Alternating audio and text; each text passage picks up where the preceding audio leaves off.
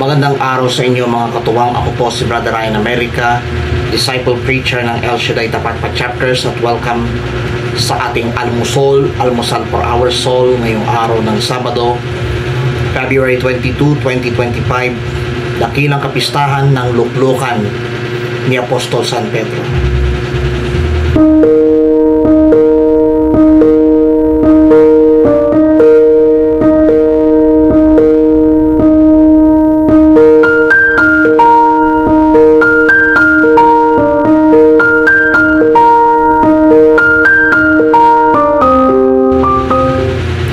Mabuting balita ay Matthew 16:13 to 19.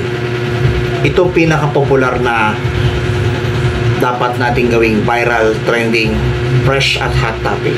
Sabi ng Panginoong Hesus sa Ebanghelyo, at sinasabi ko naman sa iyo, ikaw ay Pedro, at sa ibabaw ng patong ito ay tatayo ko ang ating simbahan, at hindi makapananaig sa kanya kahit ang kapangyarihan ng kamatayan. Ibibigay ko sa iyo ang mga susi ng kaharian ng langit. Ang ipagbawal mo sa lupa ay pagbabawal sa langit, at ang ipahintulot mo sa lupa ay ipahihintulot sa langit. Ito po maganda po ang sinabi ni Kristo,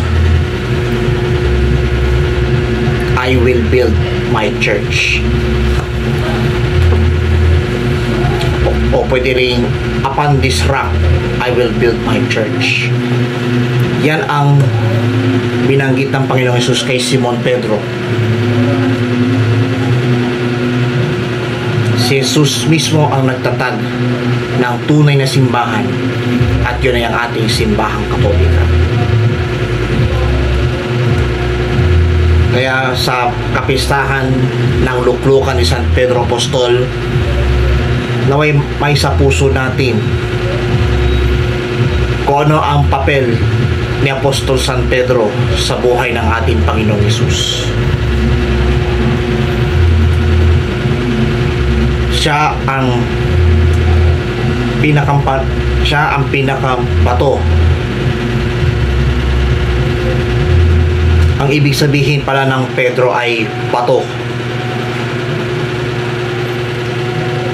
the rock. Napakaliwanag na sinabi, at sa ibabaw ng batong ito ay tatayo ko ang aking simbahan. Napakaliwanag po na sinabi ni Jesus. Sa tunay na simbahan, diyan tayo nagkakaisa, diyan tayo nagkakatipon dahil sa papel sa buhay na may larawan ang buhay ni San Pedro Apostol. May larawan natin